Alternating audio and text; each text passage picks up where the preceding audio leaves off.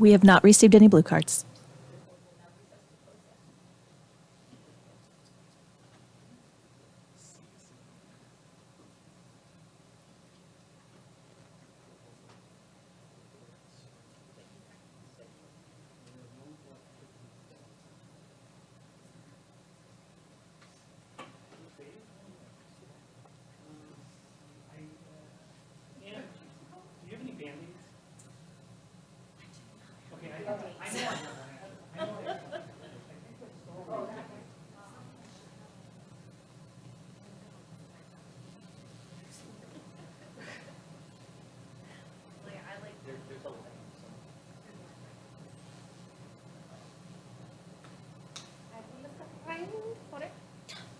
Oh, it's here.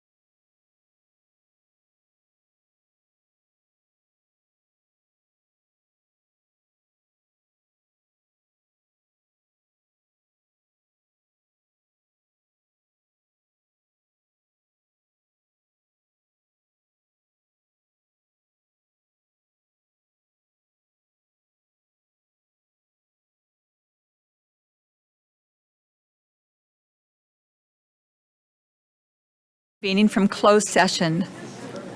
There is no action to report from closed session. Welcome to the members of the public, board members, staff. Thank you for attending.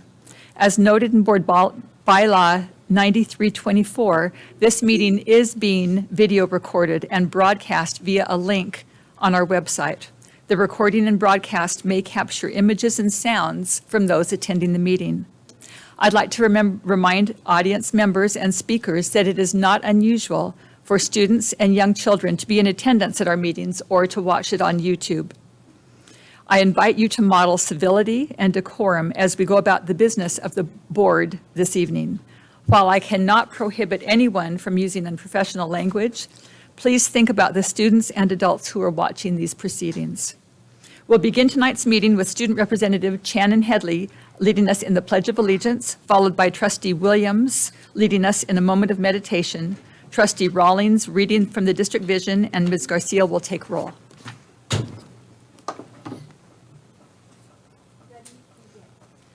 pledge allegiance to the flag of the United States of America and to the republic for which it stands, one nation, under God, indivisible, with liberty and justice for all.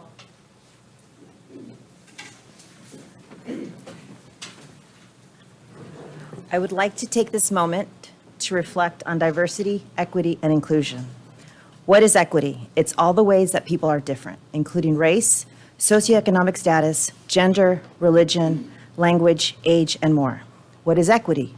Equity aims to ensure fair access, treatment, and equality of opportunity for all. It promotes fairness and impartiality. What is inclusion?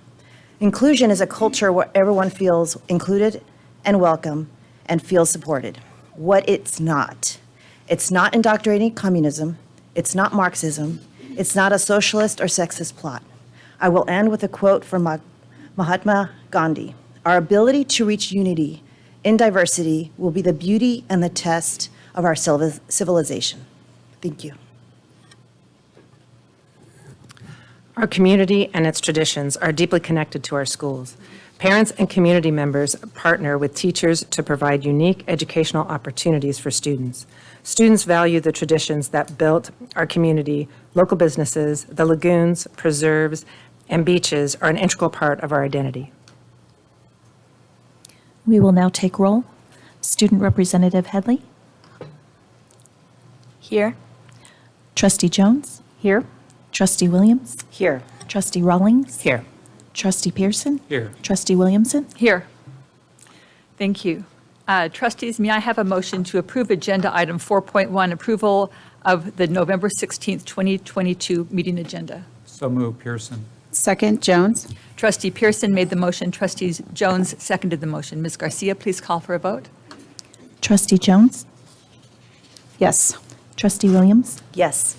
Trustee Rawlings. Yes. Trustee Pearson. Yes. Trustee Williamson. Yes. Motion passes 5-0. Thank you. We'll now move to communications, led by our student representative, Shannon Headley. Good evening, everyone. So with Thanksgiving break next week, our student body has been very busy with various activities.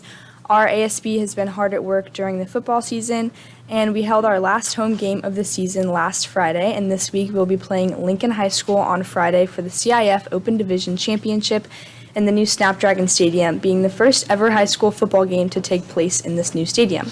ASB has also organized a bracket competition for the Qatar World Cup, as well as a FIFA tournament for after Thanksgiving break, and we recently finished our Red Cross blood drive. LoudCrowd was named the top student section in California by the Student Section Report and is currently up for the Silver Pigskin top student section for San Diego. Our speech and debate has a tournament this Saturday at Canyon Crest Academy to compete in all speech events.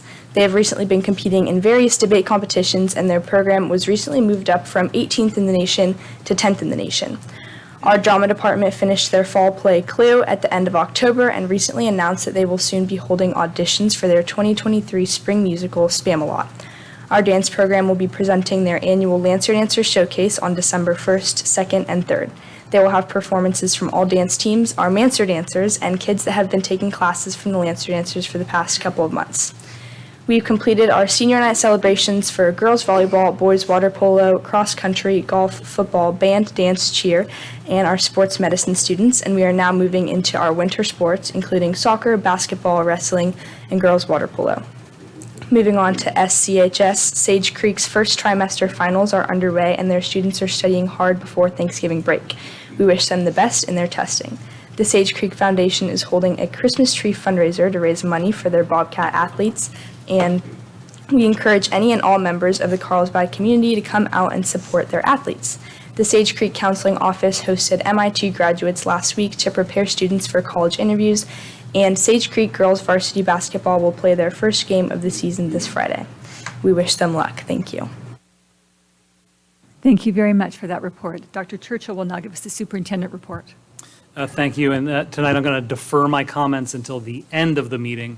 As you know, this is the last meeting for Trustees Jones and Williams, and I'd like to take a moment at the end of the meeting tonight to thank them for their years of service. Okay, we now move to oral communications. We have received 6 cards. These are for non-agenda items. So each, in order to allow speakers to present their comments and ensure that we're able to properly attend to the business of the board, public comments will be limited to 20 minutes. Each speaker will have 3 minutes. This is the time that members of the public have the opportunity to address the board on any non-agendized item that is within the subject matter jurisdiction of the board. Ordinarily, board members will not respond to presentations and no action may be taken. However, the board may give direction to staff following a presentation. When I call your name, please come to the podium, state your name, and indicate whether or not you live within the boundaries of the school district. We will have the timer on the screen, and your mic will be muted when your time has expired. The first 3 speakers are first Mike Borello, followed by Kelly LeBerthon, and then Katrina Weidlich.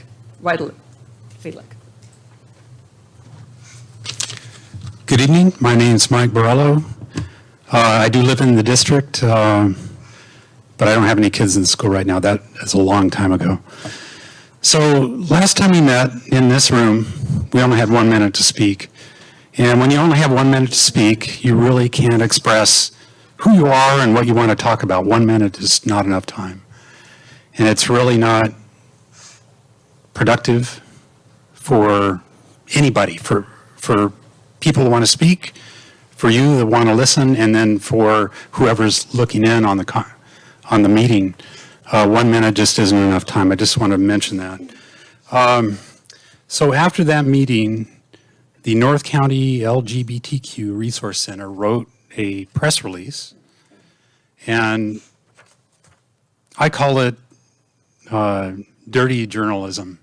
It really didn't express our intent that we had last time being here. We have concerns about the way the schools are being ran. We have certain community values. We're trying to express those. We're not dealing in hate. We don't hate children. We've had children. We love children. We don't hate LGBTQ. What we're concerned about are opportunists that are driving some of these policies into society. So I brought with me today an article that I see too often right now that doesn't occur in the mainstream media. They don't publish articles like this. But this is about a mother who recently had a baby, and at the age of 20, she had gender transition surgery. Decided later that it was a mistake. Reading her own words, reflecting on her whole gender journey, strong and wishes she hadn't even started. She outright rejects gender theory and gender identity, calling it a scam.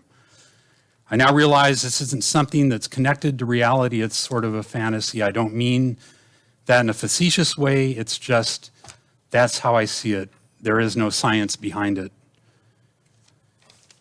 And then she said, gender-affirming care is wrong in so many ways. She said, she blames profit-based motives of big pharmaceutical. So if you know what the DSM is, the pharmaceutical industry, they finance the DSM and they give it out to psychologists, psychiatrists to prescribe drugs. And you have to research it. There's a lot that goes into that in defining what are dysphorias, right? And they create conditions and they invent drugs to treat them. So I'm out of time.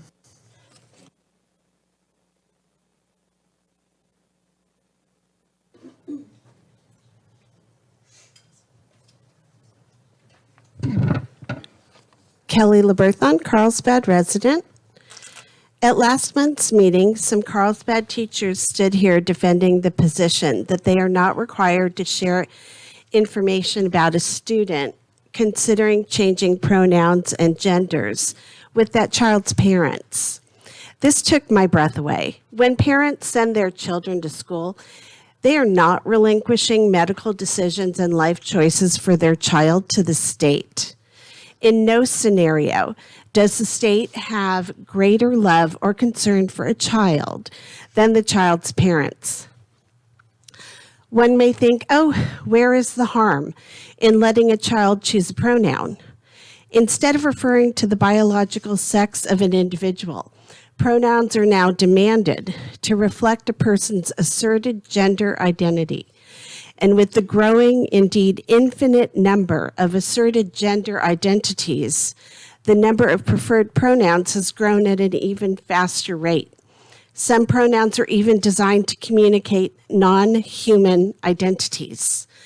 Is there not a CUSD student who identifies as a cat, and everyone must call this child a cat? It is no wonder that children are confused, fearful, anxious, depressed, and not learning. Facts matter and truth matters. Basic facts about sex, gender, and the gender binary are being denied. According to activists, no longer is gender determined by body and biology, but by gender identity. This postmodern, narcissistic arrogance that we can choose our sex or gender is deeply flawed and in the end extremely tragic. A young woman who was prescribed puberty blockers and hormones had her breasts removed when she was 15. She is suing the medical group and hospital that facilitated her gender transition. Another lawsuit was filed this month in Southern California, suing a school district for, quote, violating the law by illegally providing minors with inappropriate gender-affirming surveys, medically and age-inappropriate curriculum without proper parent notification. The complaint states in part, the district decided to provide an education that is not age-appropriate, medically accurate, and free of bias.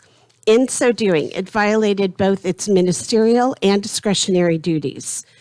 Schools have an obligation to teach health and sex education to kids.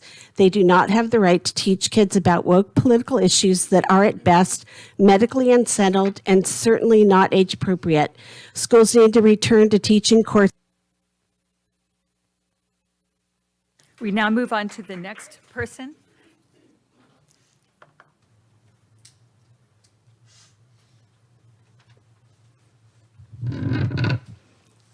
Thank you.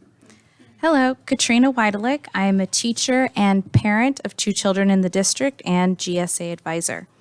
There has been much talk about how schools and districts can support the mental health of students, and I thank the district for implementing a variety of approaches to support students. However, one of the most effective and impactful methods to supporting student mental health has lately become a target: GSA clubs and their advisors. GSA clubs serve many functions, but most importantly support the mental health and well-being of students and improve overall campus climate for all students.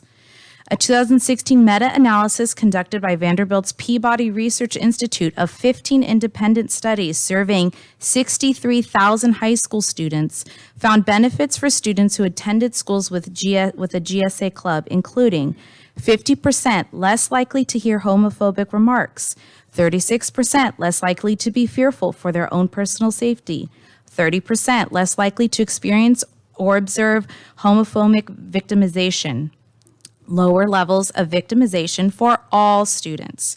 If you're committed to serving the mental health needs of students and making sure schools are safe for all students, then you also should support GSA clubs and their advisors. We don't ask for a stipend, a budget, or materials, just a space to support students in this life-saving work and the opportunity to educate others on how we can build an inclusive and kinder community. Thank you. Our next three speakers will be Meryl Adrian, Tamara Dixon, and Shauna Hurst. And I should have at the beginning mentioned that if you want to express your support for a speaker, if you would wave your hands in that way that we'll know. Thank you. And so next is Meryl.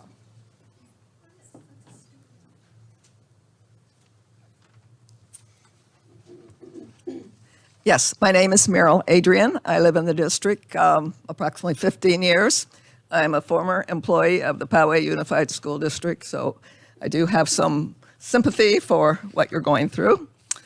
First, I want to acknowledge that I was a poll worker this last week at the Calavera Middle School, and I want to acknowledge the fine work you've done in building safety fences for our children.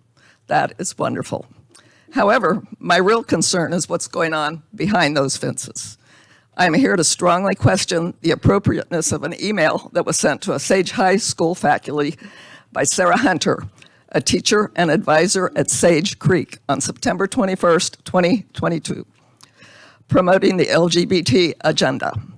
The gist of the email encouraged teachers to ally themselves with a select population by posting safe space signs with pride flags and Black Lives Matters posters, an organization that has since proved itself to be a financial scam, reinforcing a partisan ideology, and the appointment of a GSA advisor has no place in a public school. Teachers are not equipped to cater to the conflicting emotions of young people. While they may become aware of students in distress, the proper referral would be to the school psychologist, who should involve the minor's parents. It goes without saying that respect and tolerance for every human being, not just the carve-out of certain student groups, but also teachers and administrative staff, should be the norm. Everyone should be free from bullying or belittling, regardless of their personal beliefs. Schools should not be promoting adversarial relationships between parents and their children by creating a secret life for some students. In addition, students with no such inclinations are being subjected to overt indoctrination and discrimination. If you think that I am discounting confusion and struggles with self-confidence that young people may be experiencing, you would be wrong. I am simply pointing out that it is parents who know what's best for their children and should be the front line for addressing their social emotional needs. Parents are the natural nurturers of their children, are legally responsible and emotionally invested in them. Children are not chattels of the government. As a school board, you have been elected to provide oversight of the government schools in this district. I understand that over 600 students have been withdrawn from public schools, likely because their parents sought other alternatives after seeing the indoctrination that was being delivered to their children. Student test scores are way below grade level. Shouldn't schools be fulfilling their official function of teaching the basic skills of reading, writing, math, science? Thank you. Thank you very much. The next speaker is Tamara Dixon. Tamara Dixon. Sorry, I have a cough drop.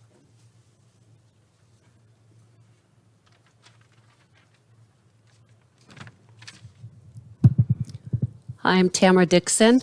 And for the woman that said Vanderbilt, something about Vanderbilt, the transgender wing has been shut down for a while. So Vanderbilt, yeah, Vanderbilt should not even be even discussed. Okay, I want to tell you a little bit about my family. My sister-in-law, who used to be my brother-in-law, she has gone through the whole transitional surgeries, bottom surgery. She basically had bottom surgery about 2 years ago, and she having to have additional surgeries because she is having problems. Now, I'm not saying that everyone who does a transition doesn't have problems or does have problems, but what we need to do is be aware of what may happen to these kids. And I say these kids because that is who is being indoctrinated. Sarah Hunter, and I think I have Krista King, Nicole Feltman, Sarah Rhines, Beth Thomason. I know all of those are GSA, all of them. And I don't agree with it. Maybe y'all do. But how would you like your child to come home and have their breasts removed because they want to be a boy? Think about it. Think about it. Nothing is transparent in this school. Why is the GSA not being transparent with the families? Why did Sarah Hunter say, "Oh, we can't out the student"? Why do you think that is? That's really shameful. I can't believe that it's going on this day and age. And Channing, I'm sorry that you have to be in this kind of time. When I was young, I had so much fun. I didn't have to worry about all of this transgender stuff. Yeah, we had blacks, we had whites, we had gays, we had bisexuals. You know, who cares? Why does it all have to be division? It doesn't. And you know what? More people are less divided. It's the teachers that teach the GSA that are dividing us. So get the kids out of here. Ms. Hurst?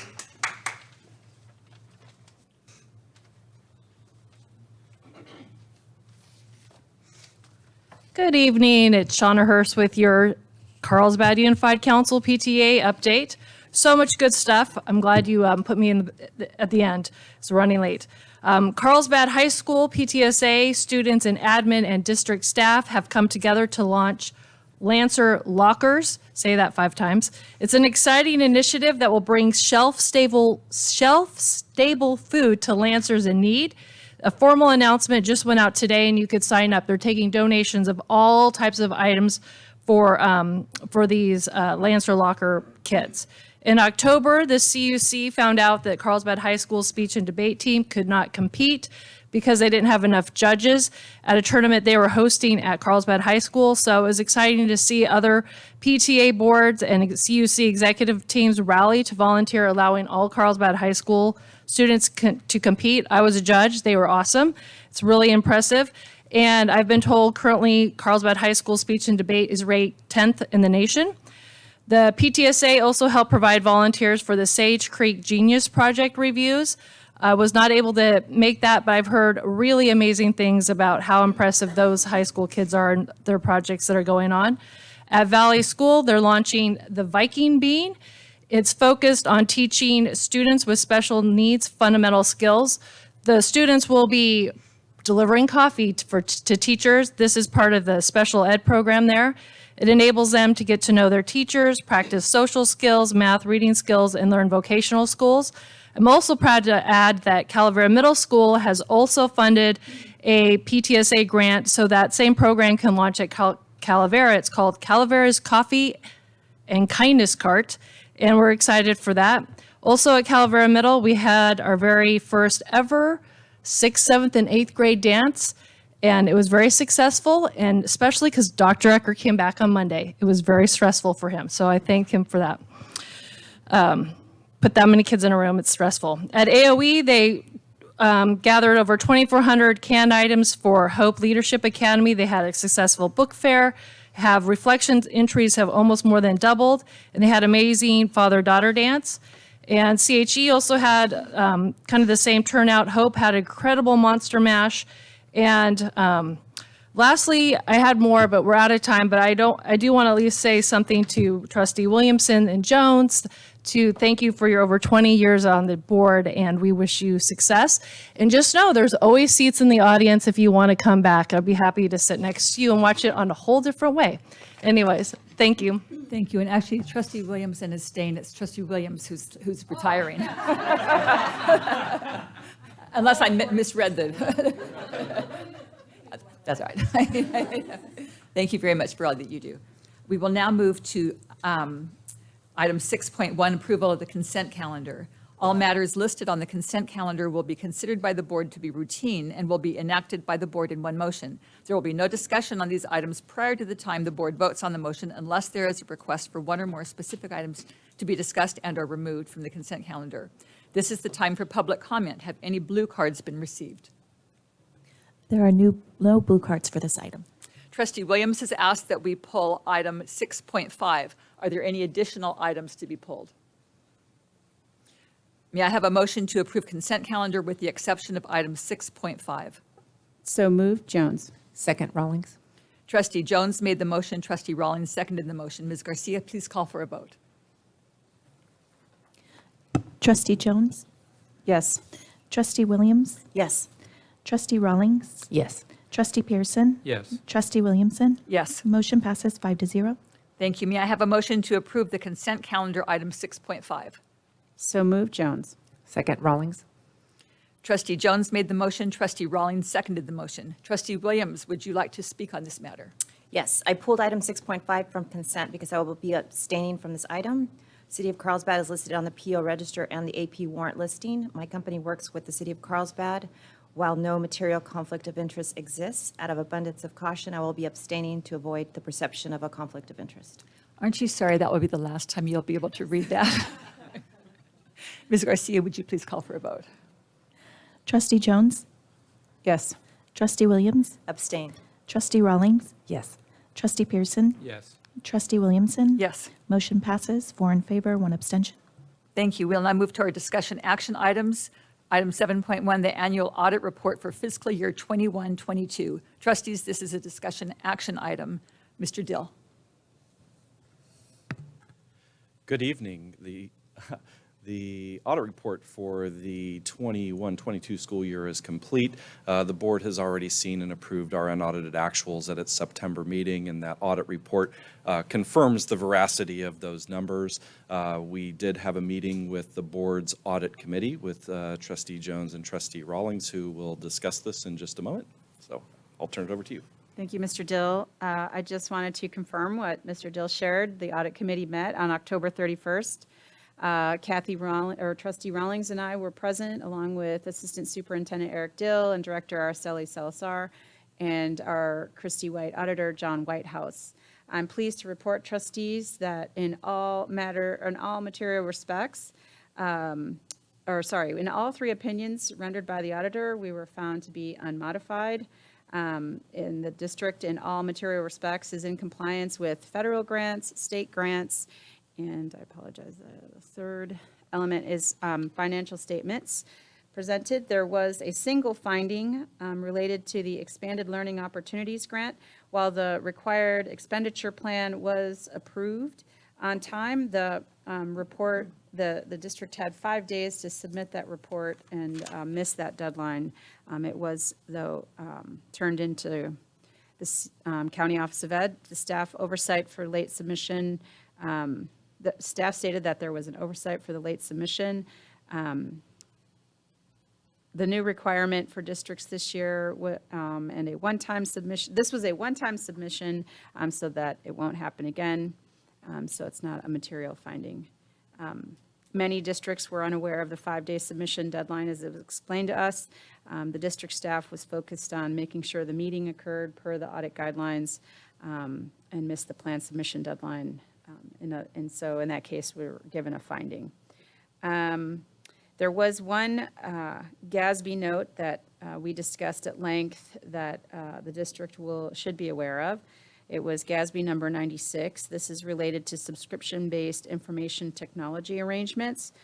This is quite an extensive element to the new audit guide that the district will need to inventory all of their contracts, reviewing materiality and auditing all of those. So every single technology, information technology arrangement that we have outstanding will have to be audited. Yeah, it's quite extensive and, as you can imagine, costly. And so that is my report. So great job to you, Mr. Dill, and the fiscal services team, and thank Director Araceli. It's all for us. Thank you. Yes, thank you. I like to call this the fiscal director's report card, and she gets an A for this in her first full year with us. The whole team in the fiscal services department does a great job with our over 12,000 budget line items, keeping them straight, and all of the accounting compliance. And just to confirm that one finding of the missed deadline had no financial consequences. So we had no penalties and didn't have to return any dollars. It was just noted that we were a week late on that. Thank you very much. This is time for public comment. Have any blue cards been received? We have not received any blue cards for this item. Trustees, do you have any questions? I have a question. The audit of all the contracts, is that annually we have to do this, or is this like a once every 3 years? No, we're going to need to report the value of our subscriptions to many technology services as if they were assets, as if we owned a piece of software on our server. And so now that's being treated as an asset. And so we're going to have to go through and quantify all of those, and if it's a multi-year agreement or a single-year agreement. So it's very complex. We had to do something very similar with other types of leases this year, but we didn't have many. We do have lots of software subscriptions, and so that was kind of a warm-up for next year. So it of is what we'll need annual? to do. Yes. Okay. Yes. All right. Any other questions? All right. May I have a motion to accept the audit report for fiscal year 2021-22 as presented? So moved, Pearson. Second, Rawlings. Trustee Pearson made the motion. Trustee Rawlings seconded the motion. Any discussion? Thank you. Thank you. Thank you. Ms. Garcia, please call for a vote. Student Representative Headley? Yes. Trustee Jones? Yes. Trustee Williams? Yes. Trustee Rawlings? Yes. Trustee Pearson? Yes. Trustee Williamson? Yes. Motion passes 5-0. Thank you. We now move to item 7.2, Measure HH Bond Program Monthly Update. Trustees, this is an information discussion item. Mr. Dill. Thank you. There's no presentation or report for this particular meeting. We did attach the monthly update of the Jefferson project. So if you took a look at that, you saw that those STEAM and culinary arts classroom conversions are nearing completion. We will be done by the end of the calendar year on those two projects. We just now hope the furniture will show up. So with supply chain issues, the furniture might not be here, and it wasn't for lack of ordering on time. And we tried to stay ahead of that lead time. However, we've got appliances in, as you saw, and we're putting finishing touches on that even as we speak. I was in the classrooms on Friday, and they look great. And so just a little bit of buttoning up on that. And nothing else to report from last month. Still waiting on the final grading and stormwater permits for Hope, working through the final document preparation on those two particular permits. So we continue to follow up with the city on a weekly basis to move towards that endeavor. Thank you. This is the time for public comment. Have any blue cards been received? We have not received any blue cards for this item. Trustees, are there any questions? Ms. Williams and then Mr. Pearson. I appreciate the new monthly status report. Is it possible to add just like stats in terms of start and completion, to, like the projected completion date? That way, that keep an eye, because when you state 40%, we don't know what's the end date. Sure, sure, we can do That that. would be helpful. Thank you. Mr. Pearson. When do you anticipate curriculum to begin to start in those facilities? Assuming we get furniture, we could, in the second semester, we could start. So we just have to wait for Great. tables and chairs. Okay, great. Thank you. Will that update be posted on the website, the Jefferson status? Once we attach this to the board agenda, then Director Kimbrell shares it with the principal, and so we put it on the Measure HH website, and she's also able to share it with her community. Thank you. If there are no more questions, is there any discussion? All right, we will move on to item 7.3, Pupil Services Reorganization. Trustees, this is a discussion action item. Mr. Grove. Thank you. As you know, the number of students who have special needs has grown significantly in recent years. In fact, 40% increase since 2017-18 school year. That's just students who have individualized education plans, IEPs. In addition to that, our team is responsible just last year for assessing 126 preschool students and over 50 students who are not students of the district's schools, but residents of the district. So the Pupil Services Department is responsible for students from ages 2 years, 9 months through adulthood. And that program has grown significantly, both in terms of numbers and in terms of complexity. Consequently, we're suggesting a number of changes tonight to further enhance the ability of that team to support students. First, we're recommending the restoration of 1 FTE of district nurse. That would bring us to a total of 2 district nurses. Prior to the Great Reception, the reception wasn't such a great reception. The Great Recession, the district had 2 FTEs of district nurse. And as we've heard both in conversations in LCAP discussions and in a myriad of other conversations, the outcry for additional support for student health services, mental health services and such, we hear loud and clear. We also are recommending converting or reallocating the unfilled coordinator of student health services position to a coordinator of student services position. As you recall, last year we suggested to you and you supported the creation of a new position that would oversee student health services. And unfortunately, we were looking for a bit of a unicorn. We were looking for somebody who had both an administrative credential and a nursing credential, and we were unsuccessful in that recruitment effort. So what we're suggesting now is that we reallocate that position you've already budgeted and approved to a coordinator of student services position. That will give additional support both in the special ed realm and in student health services, but it will not require a nursing credential. It will merely require either an administrative credential or a pupil services credential. In addition to that, we're recommending modifying the work year of the coordinator position from 215 days to 224 days. Those additional 9 days for those 2 positions will support the extended summer program that we afford for all special day class students. And simultaneously elevating the daily rate of pay for that position to be commensurate with the high school assistant principal. The level and complexity and responsibility of these positions certainly warrants being placed at the same level as a high school assistant principal. And then finally, we're recommending elevating the director of pupil services. It says public services. Unfortunately, a typo in your agenda, but it is in fact pupil services. Elevating that director of pupil services to executive director of pupil services and making that daily rate on the salary schedule 5% greater than the current certificated directors are paid. The responsibility and size of the organization chart that falls under that individual is significant, and we believe that the compensation should reflect that. And then additionally, modifying the work calendar to be a 12-month position, again, to provide services year-round. That's an additional 4 days of service. I'm happy to answer any questions any of you may have. This is the time for public comment. Have any blue cards been received? We have not received any blue cards. Trustees, are there any questions?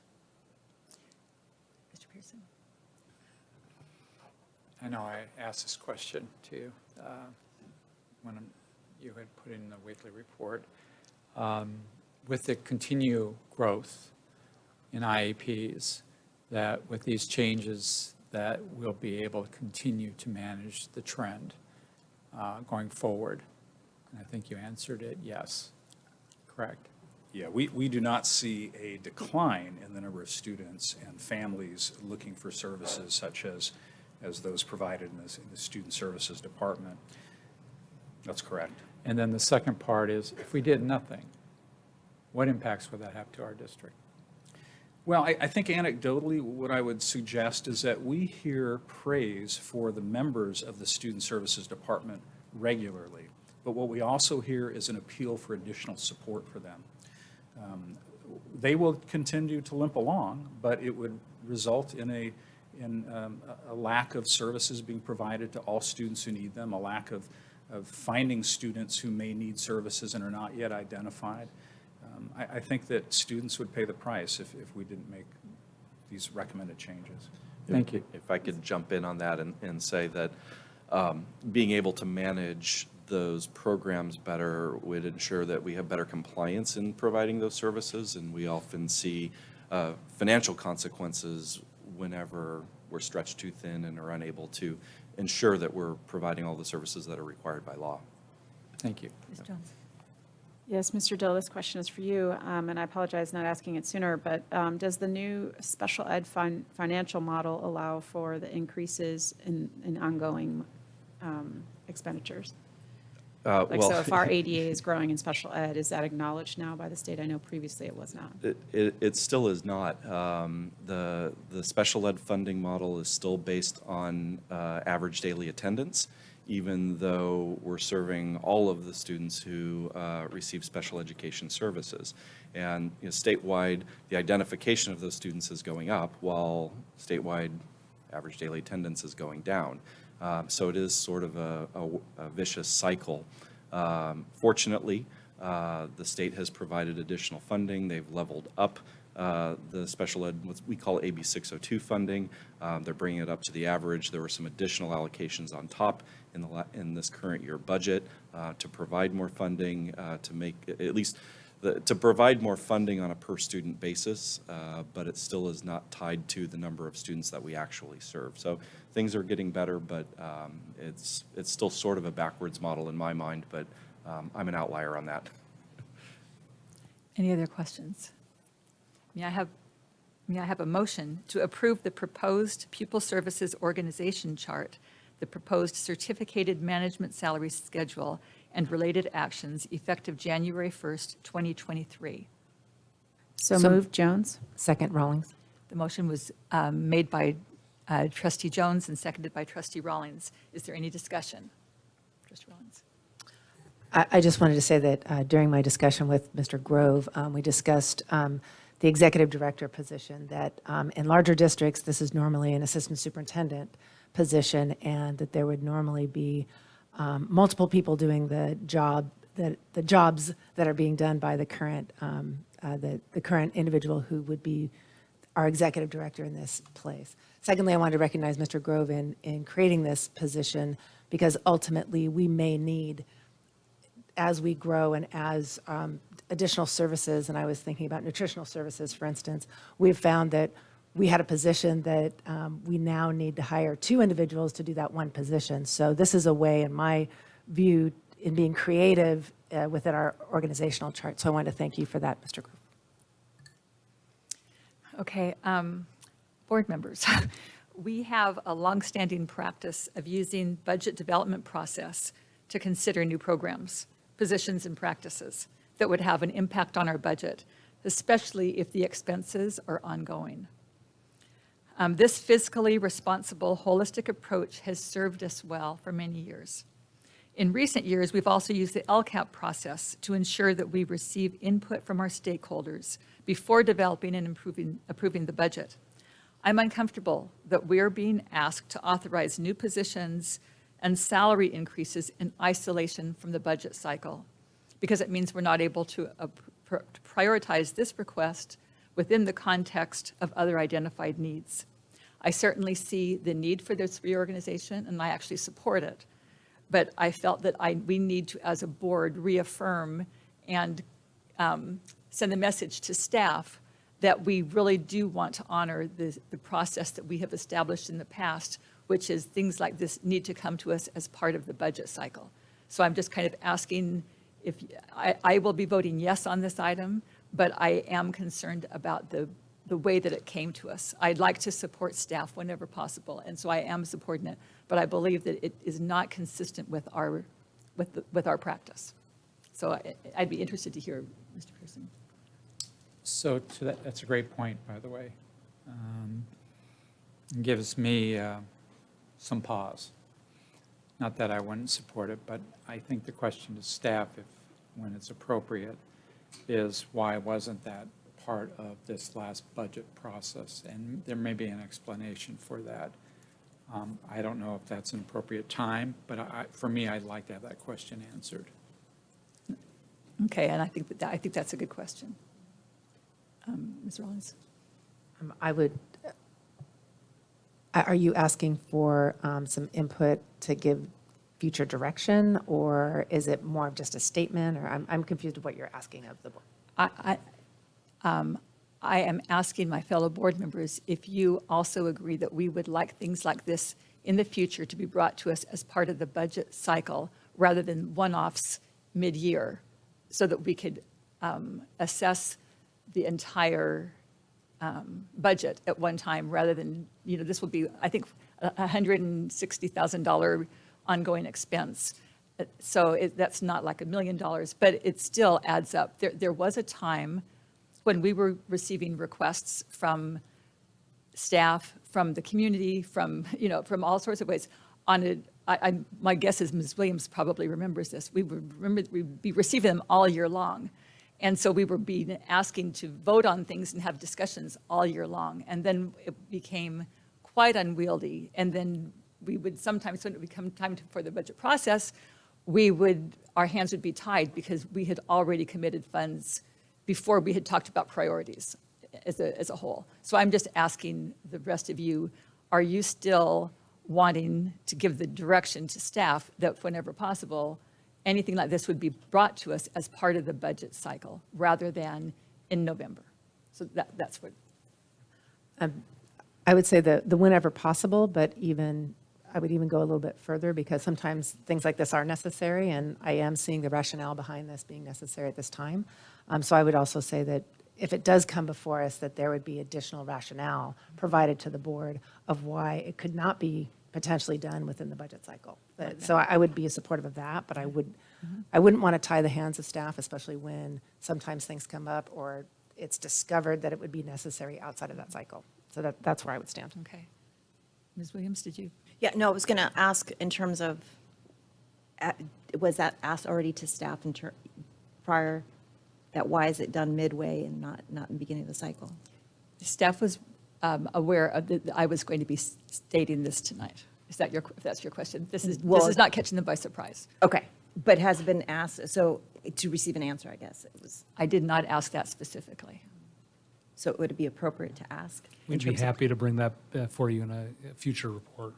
That's we can perfect. answer that in the future. So I understand and I agree with you in terms of, but things do pop up mid-year and issues, and so and I see the need. So I will be supporting this, but I understand your issue in terms of. Ms. Jones, did you want to? Yes, thank you. And one of my questions for staff was, we are always in a constant fight to, with finite resources, figure out, if something new comes in, what goes out. And that was my question for staff, and they're aware of that.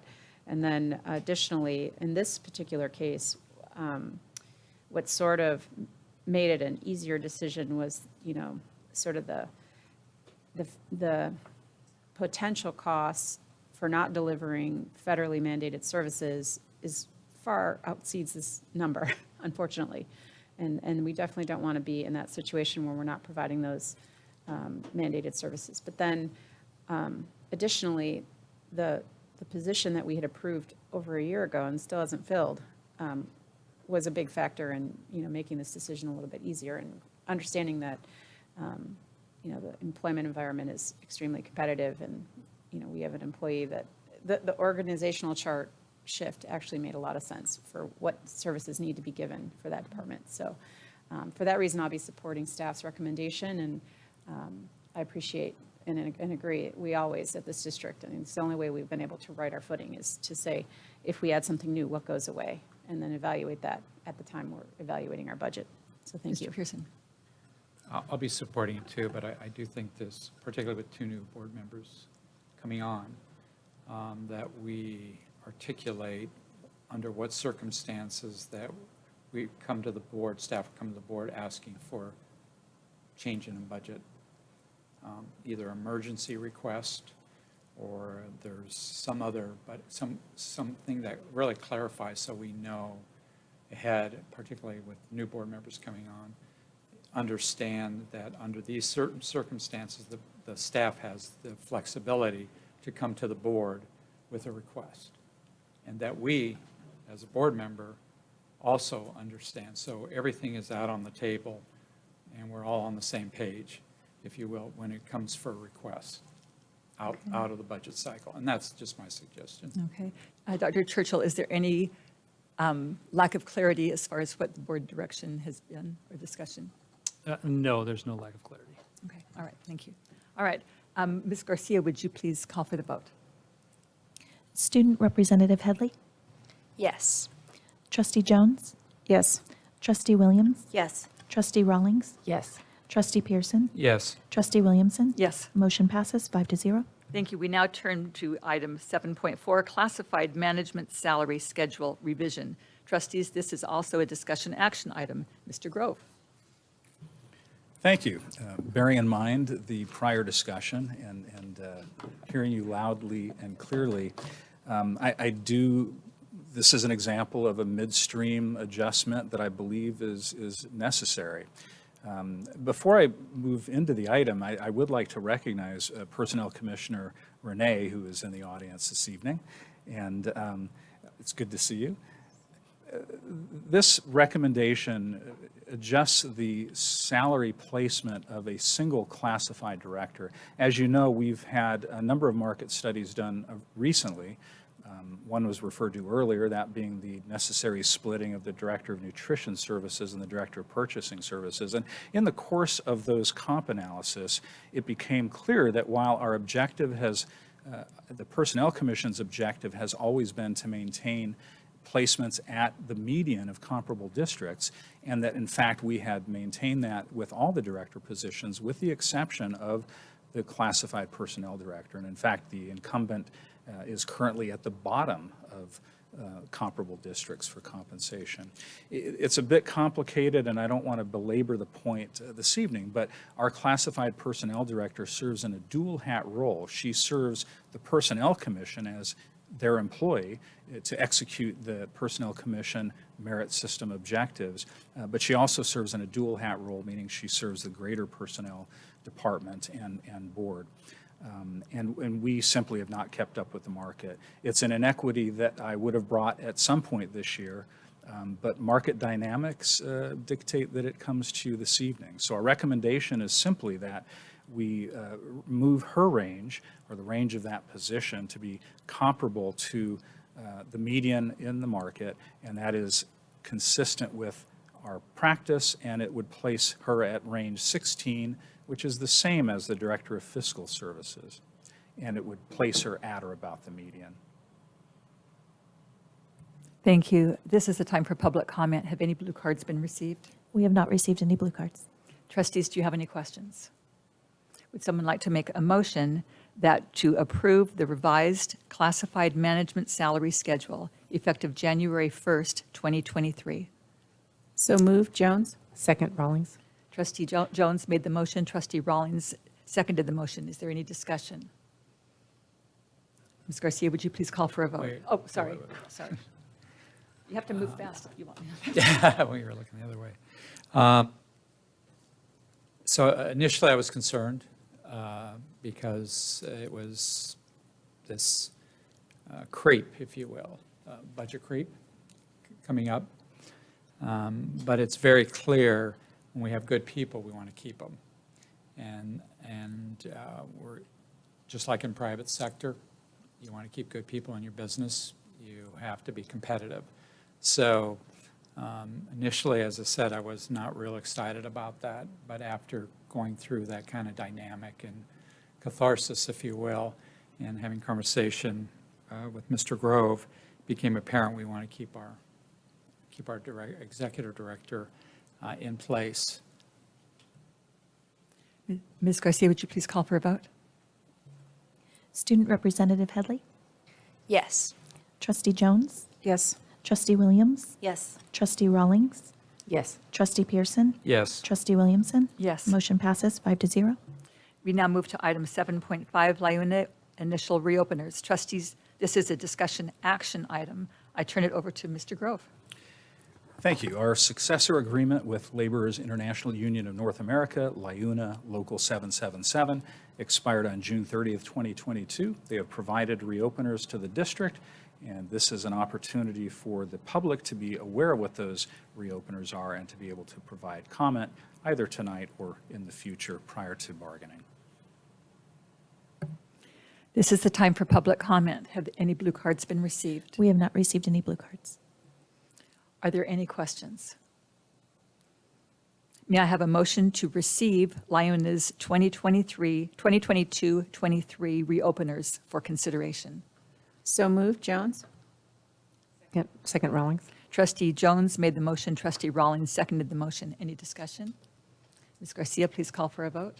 Student Representative Headley, Yes.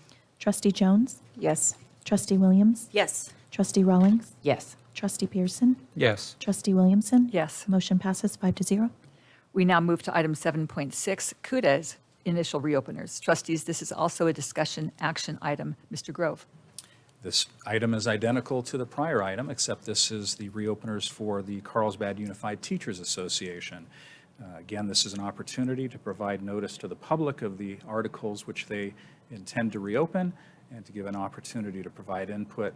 And we look forward to getting back to the table and bargaining collaboratively with both our unions. Thank you. We have received one request to speak on this item.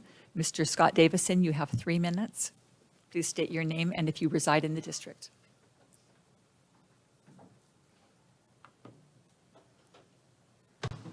My name is Scott Davison. I reside in the district. I would like to ask the board and the district to clarify the purpose of this agenda item for the benefit of the public. This agenda item describes that CUDA intends to negotiate several different issues in their current employment contract. However, for the past several months, CUDA has been telling the public that the union, the teachers, and the district are all on the same team and all have the same interests, and that there aren't two sides, but just one side when it comes to putting students first.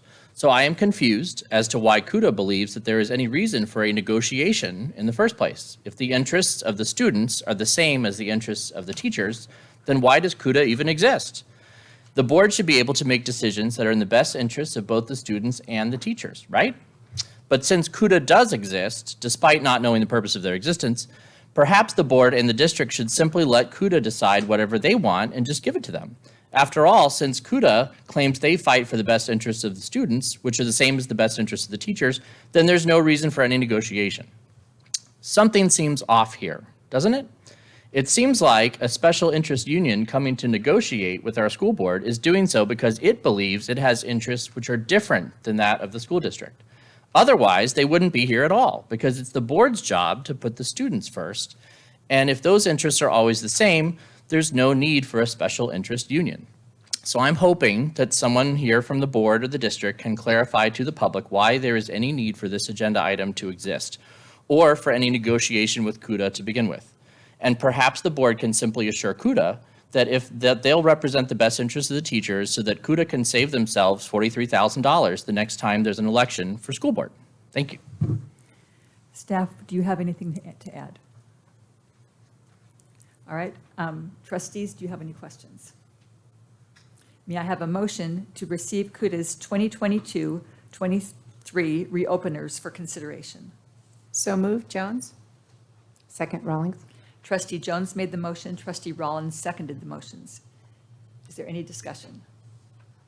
Ms. Garcia, please call for a vote. Student Representative Headley, Yes. Trustee Jones, Yes. Trustee Williams, Yes. Trustee Rawlings, Yes. Trustee Pearson, Yes. Trustee Williamson. Yes. Motion passes 5-0. Thank you. We now move to item 7.7, approval resolution number 14-2223, adopting a conflict of interest code. Trustees, this is a discussion action item. Dr. Churchill. Thank you. California's Political Reform Act requires local government agencies to review their conflict of interest code biennially in every even-numbered year to determine if it's accurate or if the code must be amended per Government Code Section 87306.5. Once the determination has been made, a notice must be submitted to the code reviewing body. In our case, the San Diego County Board of Supervisors is the code reviewing body. The appendix of the code designates those employees, members, officers, and consultants who are subject to the disclosure requirements of the district's code. As part of our biennial review in September of this year, the district determined that the following changes are necessary. Number one, the following titles of existing positions are to be revised. The first is from program coordinator to simply coordinator. And the second is from project specialist to program specialist. Number two, the following title is to be deleted as it does not currently exist, and that's deputy superintendent. And finally, number three, the following disclosure category is to be deleted. That's the category of full disclosure. For clarity, the category of full disclosure is for use only by districts in which the board and superintendent manage public investments. All other districts must delete this item. Carlsbad Unified School District does not manage public investments pursuant to Government Code 87200. Accordingly, we are to delete that disclosure category from the appendix as it is not accurate. Prior to amending our conflict of interest code, staff posted a 45-day notice in advance of taking action. We posted the 45-day notice on October 2nd, 2022. In addition to the changes indicated in Exhibit A, attached to board docs, based on your action earlier this evening in Agenda Item 7.3, Pupil Services Reorganization, staff also recommends that you approve the addition of the new position title Executive Director to Disclosure Category 2. This addition can be made as long as the motion and second include the approval of Resolution Number 14-2223, adopting a Conflict of Interest Code Exhibit A, with the addition of the new position title Executive Director to Disclosure Category 2. All right, this is time for public comment. Have any blue cards? We have received one blue card. Mr. Scott Davison, and you have 3 minutes. Please state your name and if you live in the district.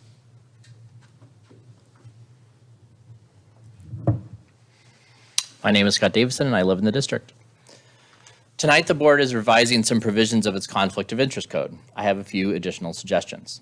The current rules prohibit teachers from serving on the school board. It's an obvious conflict of interest since they would be able to vote for their own raises. But there isn't any prohibition on the teachers' union funding candidates for school board who would then be elected to represent their interests. In other words, if the teachers' union funded, say, 80% of your school board campaign, would you be allowed to vote on the teachers' raises on behalf of those teachers? You might say that just because the union funds a campaign doesn't mean that the board members represent the union. But the union certainly believes that. Recently, one CUDA officer who, when asked why CUDA was spending $43,000 to fund the campaigns of 3 school board members, said, "We want these seats." So the union no doubt believes that they've bought 2 school board seats. A school board must avoid even the perception of a conflict of interest and should amend its conflict of interest code to insist that these board members abstain from any votes involving the union in order to dispel this myth that those seats belong to the union.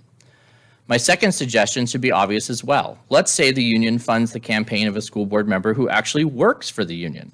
In other words, the union is paying that board member to represent their interests. Does anyone think that this board member would vote against the interest of the union? Of course not.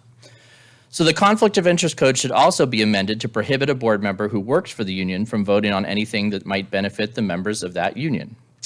I recommend that CUSD consult its own attorney, Mark Baris, who just a few years ago told the San Diego Unified Board that their board president should abstain from voting on any issues related to the teachers union since he was being paid by a trade union in San Diego, which was only indirectly represented by the teachers union. It's hard to imagine how that was deemed a conflict of interest, but the situation I just described isn't.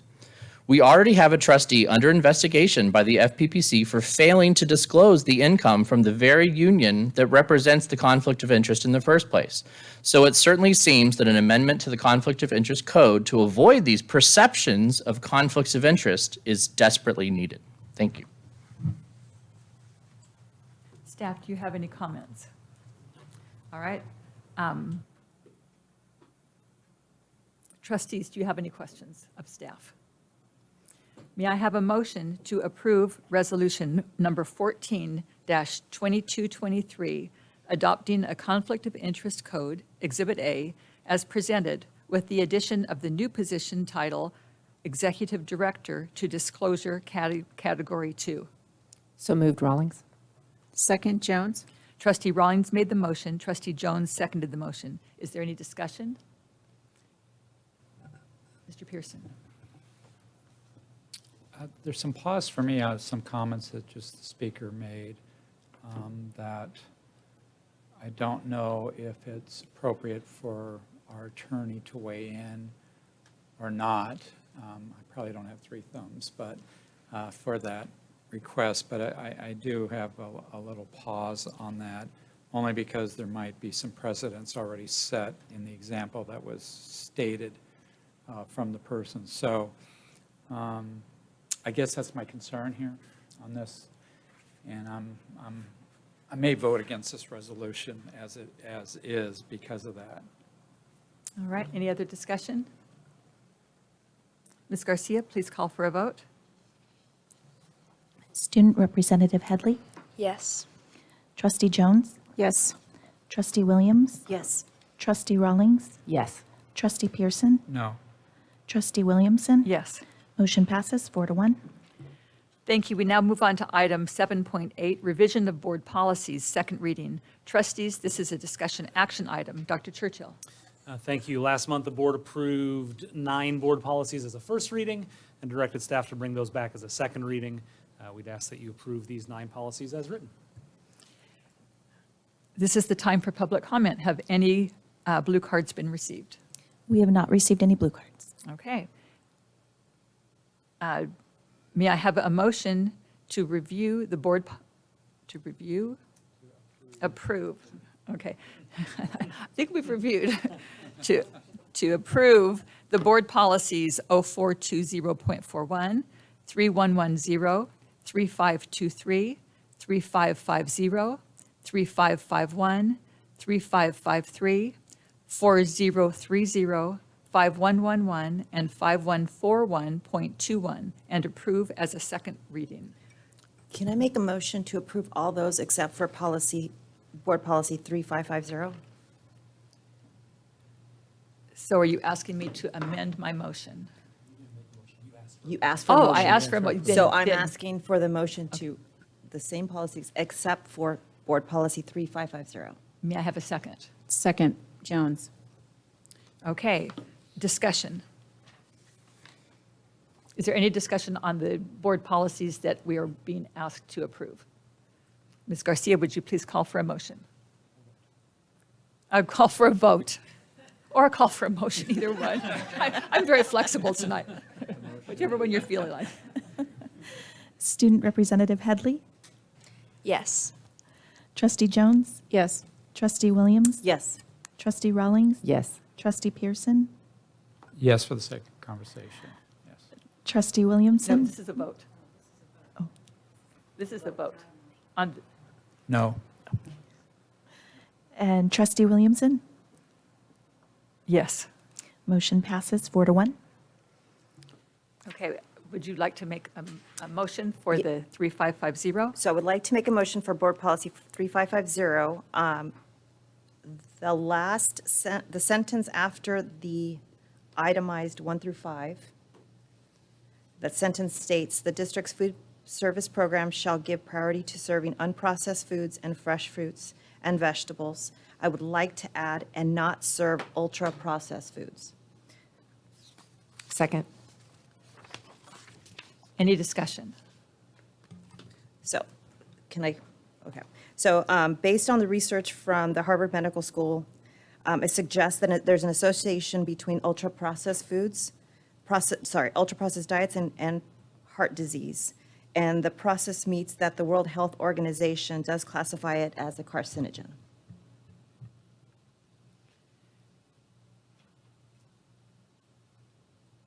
Any other discussion?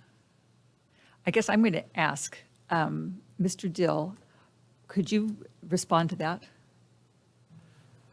Well, similar to a discussion we had earlier this year on processed foods, I would, since this is coming in the meeting, I would need to find, what the definition is, what we're currently serving that would meet that definition. If we have alternative foods that are attractive to students and also meet the California and federal health regulations and would be cost effective. So right now, I don't really have enough information to give you a fiscal impact or what that would potentially mean for the items that we're serving. I would have to do some additional research on that. So what I'm not stating processed foods, I'm stating ultra-processed foods, and specifically those that are, those types of meats. Is there a definition? Yeah, that's a new term for me tonight, and I'm sorry. Fine. I'm sorry. Yeah. So did you want to bring this one back after staff has reviewed? Yeah, Okay. yes, yeah, absolutely. So is this discussion or, okay, yes. And the current policy states the district's food service program shall give priority to serving unprocessed foods and fresh fruits and vegetables. So all this is doing is adding a layer to separate those two based on a conversation that we had several months ago, that there's a difference between the ultra-processed foods and processed foods. And we already are prioritizing the unprocessed, so it makes sense that we would elaborate on not serving the ultra-processed. So I just wanted to clarify that this was in response to our conversation at a previous meeting within this area to try to meet the needs that staff discussed. Thank you. And Ms. Williams, thank you for bringing specific words. I appreciate that. I would be asking that we bring it back so that staff has a chance to identify what actually the definition of that is. I would not be comfortable approving it unless we know what the impact would be. So I would be voting no on your motion, but I would certainly be voting yes if there is a motion to bring it back after there has been some research done on it. But yes, Ms. Williams. Did you want me to amend my motion to make it as a request? And what would, to research it? To research the ultra-processed foods, specifically in the meats. Ms. Jones. For clarity, is it a request to bring back the impact of adding the language of the amended motion? Of removing, of adding, not serving ultra-processed foods. So in other words, studying the impact of the change in language that you're suggesting. That's fine. I want to make sure it's the impact, not just financial. Not just because it's considered a carcinogen, so I just want to also the health benefit, the health as well. Mr. Pearson had a comment, a question. So President Williamson, I support the same notion. Not that I'm against what you're saying, but I think I respect Mr. Dill's position on things that he needs to research. I think there's just more data that needs to be presented before I feel comfortable voting either way on it.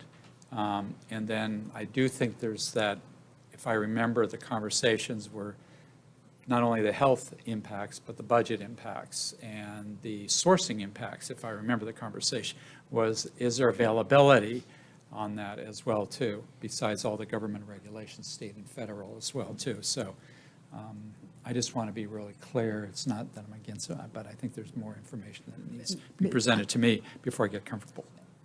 Ms. Williams, are you willing to amend the motion to have it brought back at the next board meeting with the impact of making this, what it would look like to make this change? Yes. Is that, okay, all right. So with that, then we can address any other questions. Did you have, Ms. Rollins? I just wanted the new motion to be read back, so because as the seconder, I think I have to agree to it as well. Absolutely. Ms. Jones? I think it's also important that the board understand the scope of the problem. So are we creating policy for a problem that's small or non-existent, or is it prevalent throughout the entire diet that we're serving? So it would be, I think, an important data point. Absolutely. So, Ms. Williams, would you like to amend your motion so that Ms. Rawlings knows what it is that she would be seconding? My motion is, Okay, Okay. Okay, so I think what I have is you made a motion to approve 3550 as a second reading and bring back for a third reading for approval with the addition of the statement, "and not serve any ultra-processed foods," following the sentence that reads, "The district's food service program shall give priority for serving unprocessed foods and fresh fruits and vegetables." Staff will research this and bring back the impact at the next meeting. I wrote that down, so we can copy it into the notes. Make sure the impact is not fine as a fiscal, it's also a health, Bring both. back the, fiscal and health. we will do our best. Are you, Then I second. second that? All right. Ms. Garcia, please call for a vote. Student Representative Headley, Yes. Trustee Jones, Yes. Trustee Williams, Yes. Trustee Rawlings. Yes. Trustee Pearson, Yes. Trustee Williamson. Yes. Motion passes 5-0. We now move to item 7.9, setting of annual organizational meeting. Trustees, this is a discussion action item. Dr. Churchill. Sorry, I was just finishing my, my notes there. So sorry. So California Education Code sections 35143 and 72000C2 provides that each school district shall conduct an organizational meeting to be held between December 9th and December 23rd, and that the time and date of the annual organizational meeting shall be selected by the board at a regular meeting prior to December 9th, 2022. The Secretary of the Board shall notify the County Superintendent of Schools of the day and time selected, and within 15 days, notify all members and members-elect, noting the date and time selected for the organizational meeting. So December 14th, 2022, which is the date of our regular December meeting, does fall within the time span as required by Education Code and shall be specified as the annual organizational meeting. At this meeting, the board will elect from its members a new president, vice president, and clerk. That was fascinating. Thank you so much. May I have a motion that the Board of Trustees set the annual organization meeting on Wednesday, December 14th, 2022 at 6 p.m. to be held at the Carlsbad Unified School District office and published in advance of the meeting? So move, Pearson. Second, Rawlings. Trustee Pearson made the motion. Trustee Rawlings seconded the motion. Is there any discussion? Ms. Garcia, please call for a vote. And just for the record, we don't have any cards for that Thank item. you. I'm surprised that no one wanted to talk about that. I'm so disappointed. All right, go ahead. Okay. Student Representative Headley, Yes. Trustee Jones, Yes. Trustee Williams, Yes. Trustee Rawlings, Yes. Trustee Pearson, Yes. Trustee Williamson. Yes. Motion passes 5-0. Thank you. We now move to Part 8, Governance Team Reports and Requests. We will start tonight with Dr. Churchill. Thank you. Tonight, I would like to recognize and thank trustees Claudine Jones and Veronica Williams for their years of excellent service to our school district. Claudine has served on the board for 9 years, and Veronica has served for 12 years. During their tenure, we have accomplished many important milestones. Most importantly, during this time, our students have achieved at high levels and have gone on to do amazing things in our community, in our state, in our country, and in our world. I feel great personal gratitude to Claudine and Veronica. Like all of the trustees on the dais, they've helped me to learn and grow as a superintendent and as a person.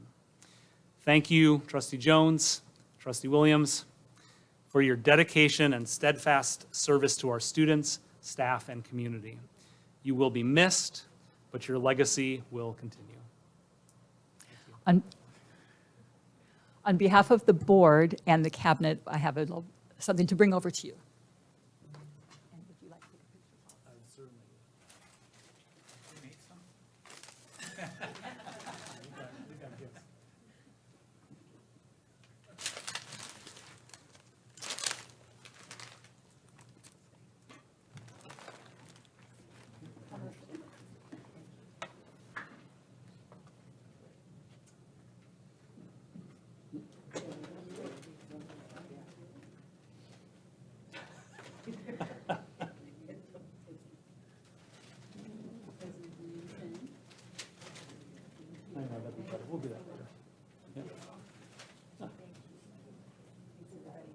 bring this down there and let Dr. Churchill take So control. we can grab one after too, if you Okay. want to. Yeah. At least get We'll the- do one right now, since we got all this just- stuff. you have the stuff. Okay. We'll crop the background out. Okay. There we go. Wonderful. Ready? 1, 2, 3. Oh, wait, I think. Oh, we have one more. We have an important person. Look that way now. I was going to get a right picture. Oh, just the two of them. Oh, wait, Okay. did you get one with Trustee Jones also? Yes. Ready? 1, 2, 3. All right. Well done. Thank you. Yes. And at this time, we are going to allow them to make reports. Yeah, no timer. That's right. Thank you, Trustee Williams. I'll go first. In September 2013, I applied for this seat because our district was facing an unprecedented budget deficit due to the Great Recession. Working towards a more fiscally solvent district was my aim. I'm extremely proud of the work this board has done to right that ship and navigate us into a more fiscally sound position in the North County area. Running my first at-large campaign, this was the entire district, speaking to thousands of voters and wearing through 2 pairs of sneakers, which led to prevailing to my election in 2014. In my 9-year tenure, we've finished work on time and budget for 1 bond and successfully secured another, with work being done on campuses that will upgrade some of our oldest campuses and will work towards providing the inspiring environments in which students and staff can work together and educate our future Carlsbadians. In these 9 years, I have been so proud of the challenging and beneficial work our board has initiated and led, our career and technology ed plan, our technology strategic plan, the diversity, equity, and inclusion strategic plan, our middle school refresh, sustainability, a new LCAP, a new funding formula, updating our district mission, vision, and graduate profile, hiring multiple stellar superintendents, and so much, much more. It's hard to describe some days. I just want to thank all of our families, my constituents, for your steadfast support. I've appreciated the relationships I've built with so many of you. Thank you to our outstanding teachers, principals, classified staff and cabinet, extended cabinet. It's hard to describe what you all mean to me. We're so fortunate to have so many dedicated, talented, wonderful, caring individuals in our schools, and I will miss you all, although I'm only down the road 5 minutes, and I will be here. And to this board, I just want to say that I've sincerely appreciated all we've done together. Feel so honored to have had you all as colleagues in this challenging and dynamic work. It's so unique what we do. And while we all don't agree and have always had our own opinions and styles, I've really, truly appreciated the collaboration and common ground we found to prioritize our students and our staff and our families. So thank you. It has been an honor and privilege to serve our community with you. I wish you all the very best and sincerely hope for continued steady success for CUSD. I would ask that you always remember what we've all come to learn is that often the students most in need are rarely the loudest in the room. Please keep working to make sure they're seen. Thank you.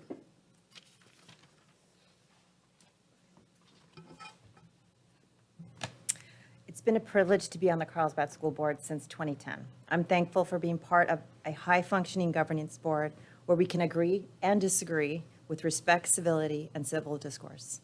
I appreciate the board's integrity, diverse views, and professionalism. These past 12 years have been rewarding and yet challenging.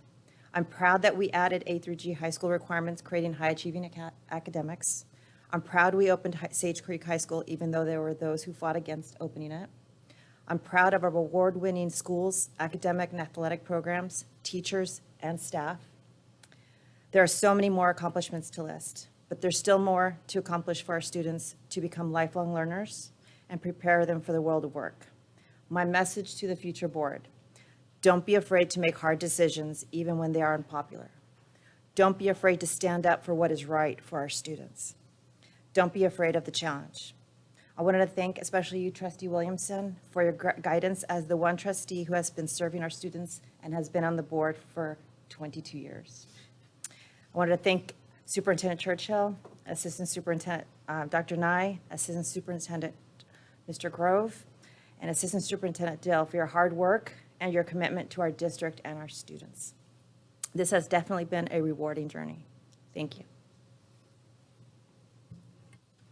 Thank you so much, and we'll see if there are any other reports or requests, but after the board meeting, I would like to get a picture of our board and superintendent, so just don't escape too fast. All right, we will now, are there any other reports? Report, yes. Tomorrow, I will be organizing the last Copa de Carlsbad soccer tournament at AVR Oaks Community Park. It's between 2 and 5:30. So all elementary schools will be participating. It'll be a girls' team and a boys' team for each school. Thank you, and thank you for all of your work with that as well. That's a wonderful tradition. All right, any other reports? Any requests? Ms. Rollins? Thank you. I wanted to make a request, and I have discussed it with Dr. Churchill. I would like to request that all feedback, survey results, World Cafes, and any other data received as part of the DEI plan development be presented to the board at the December meeting. This should also include the draft plan and information previously presented at the September 14th meeting for information discussion so the board can provide direction to staff based on the presentation. Okay, Superintendent, you got that message, and would you show thumbs if you would like to support that? Okay, I see 5 thumbs. All right. Wow. Okay. It is, let me make sure that I haven't missed anything. It is 7:26, and this meeting is now adjourned. Our next regular meeting will take place on December 14th, 2022 at 6 p.m. The meeting will be held here in the Carlsbad Unified School District office. Sad.